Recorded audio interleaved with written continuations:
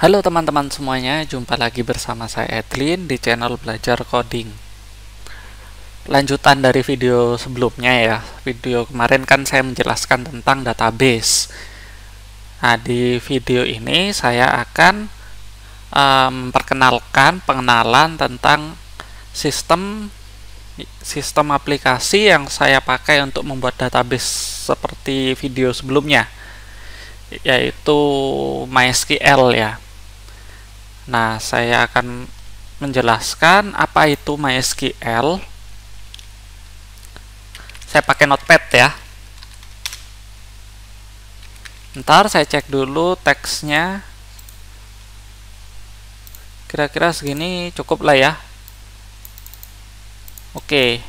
Di sini saya ketik apa itu MySQL. Nah, MySQL itu apa? Jadi MySQL itu adalah aplikasi ya. Jadi MySQL itu adalah aplikasi atau sistem ya, sistem untuk memanajemen database. Jadi di sini MySQL itu adalah perangkat ya, perangkat atau sistem untuk memanajemen database yang berelasi ya, database relasi atau disebut RDMS. Bisa ada yang menyebutkan itu RDMS ya, atau Relational Database Management System.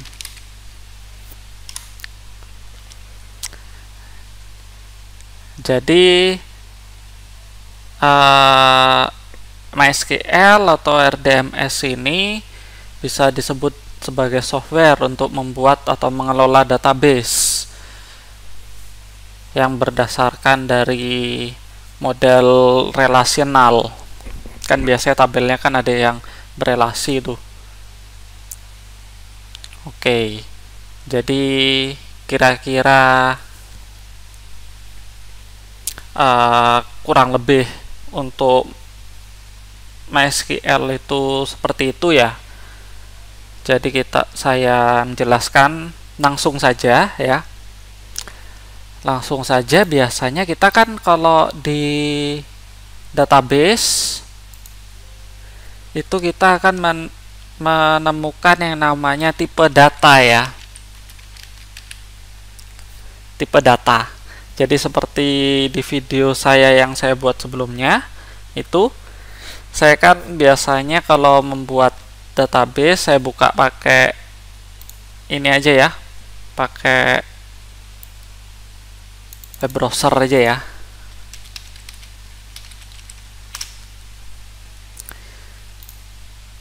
Jadi di web browser, di aplikasi database phpMyAdmin ya. Di sini biasanya kan kalau kita membuat tabel,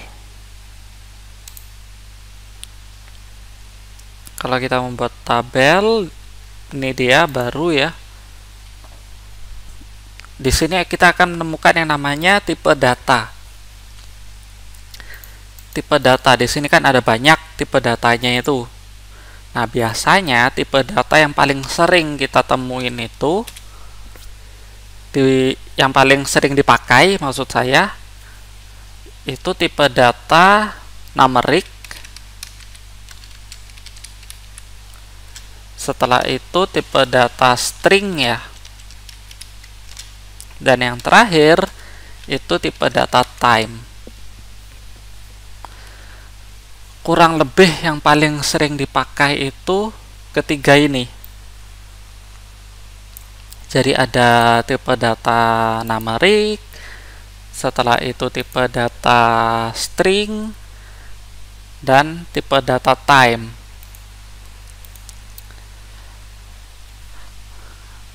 Kalau saya jelaskan, kalau numeric ini biasanya tipe data yang menerima record angka ya, hanya menerima record angka saja. Kalau yang tipe data string ini dia bisa menerima semua jenis karakter, mau angka, terus mau seperti simbol koma, titik dua, dan lain-lain. Itu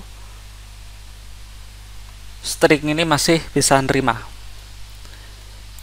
Setelah itu di sini ada yang namanya tipe data time ya. Time ini biasanya menerima record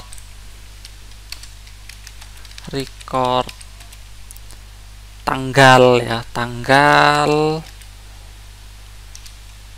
kok tanggal sih, dia menerima record waktu seperti jam. Itu kalau untuk time ya. Jadi yang paling sering ini ketiga tipe data. Setelah itu dari ketiga tipe data ini kan di sini kan ada banyak ya. Di sini kan ada banyak. Nah, dari ketiga tipe data ini yang paling sering dipakai itu kalau numeric, jenis numeric ini biasanya kita memakai int ya. Int string ini juga biasanya ada yang pakai varchar. Di sini ada tadi namanya varchar ya. Di sini varchar ya, varchar untuk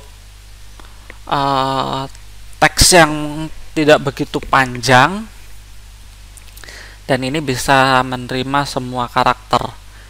Varchar ini bisa kita tentukan seumpama ada berapa karakter gitu ya. Jadi kalau varchar ini biasanya maksimalnya itu 1 sampai 255 karakter.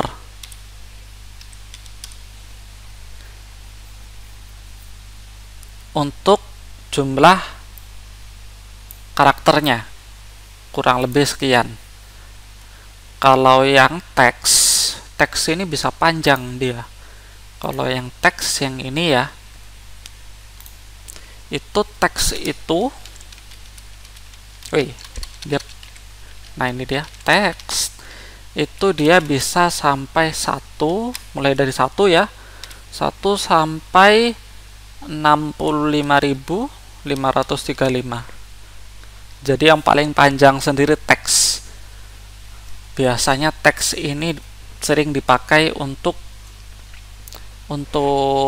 kolom, kalau kayak di website gitu ya, kayak di aplikasi manajemen website, itu teks ini dipakai untuk mengetik konten, biasanya begitu. Jadi karena memang jumlah karakternya bisa sampai 65.000 karakter ya, jadi ini biasanya paling sering dipakai kalau yang teks untuk bagian konten. Kalau varchar ini biasanya untuk teks-teks yang tidak terlalu panjang-panjang banget, kayak nama, kayak ID, ini biasanya sering dipakai varchar.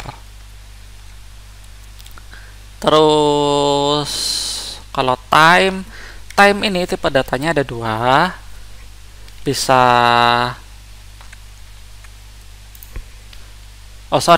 ada 3. Jadi di sini ada yang namanya date time ya. Coba kita buka aja supaya nggak bingung ya. Ini date ya. Kalau tanggal dan waktu ada banyak sih. Ini kira-kira ada 5 semuanya ya. Kalau untuk date ini dia hanya untuk tanggal saja ya. Kalau datetime ini untuk menginputkan tanggal dan waktu. Jadi ada tanggalnya, ada jamnya juga. Terus kayak time gini dia hanya untuk menginputkan tanggal saja ya. Sedangkan yang year ini dia menginputkan hanya tahun. Jadi hanya format tahun saja cuman yang diinput. Mana tadi ya? Kalau timestamp ini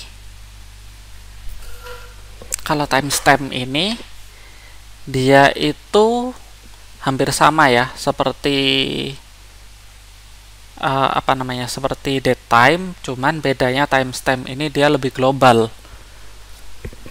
Jadi globalnya itu seperti dia akan menyesuaikan dengan zona waktu. Jadi kalau teman-teman mau membuat database yang bisa diakses secara global, sebaiknya menggunakan timestamp ini.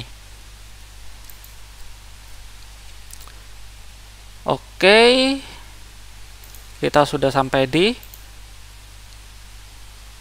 time ya. Oke, lanjut ya. Selain kita menemukan yang namanya tipe data, di database kita akan menemukan yang namanya index. Index.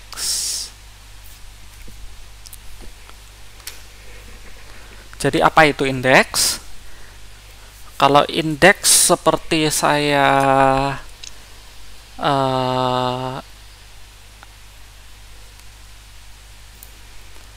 ilustrasikan ke sebuah buku kamus ya. Seumpama indeks itu saya ilustrasikan ke buku kamus ya. Itu kan di buku kamus itu kan ada yang namanya di pinggirannya tuh ya. Saya cek gambarnya buku kamus.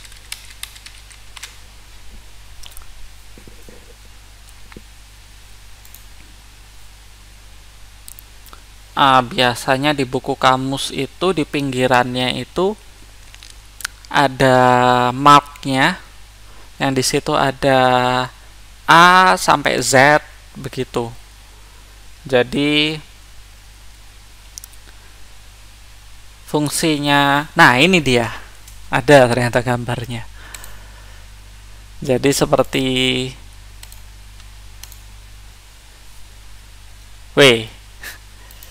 jadi seperti yang ini di pinggirannya ini ya. Nah, di pinggirannya ini kan ada A sampai Z. Itu indeks di kamus.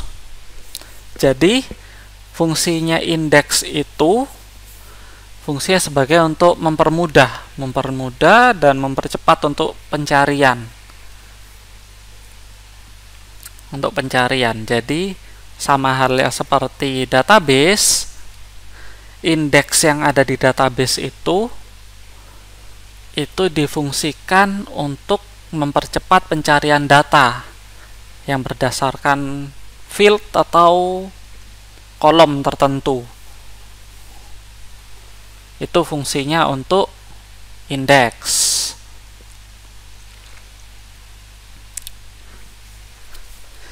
Jadi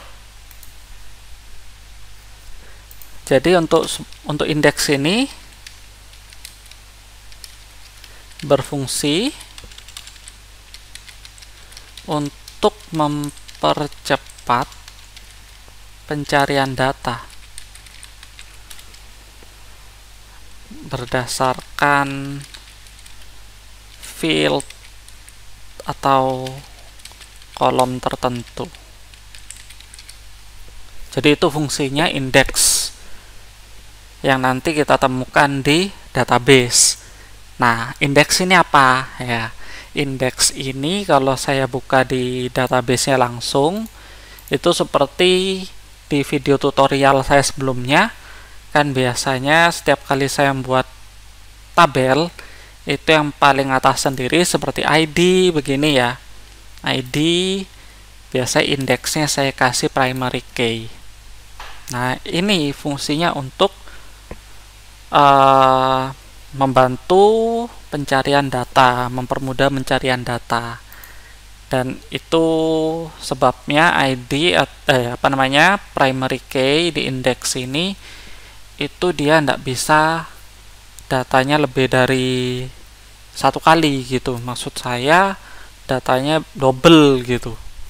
Itu tidak bisa, jadi biasanya akan muncul error begitu.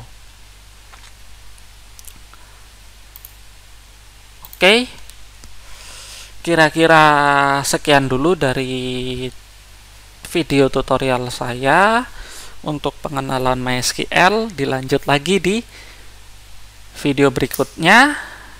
Nanti saya akan membuat tutorial lanjutan yang tentang bahasa SQL ya, bahasa SQL yang lengkap. Oke, sekian dari video saya. Jika video saya bermanfaat, bisa teman-teman share, dan jangan lupa subscribe channel YouTube saya ini untuk mendapatkan video tutorial yang terbaru. Oke, terima kasih. Ketemu di video berikutnya.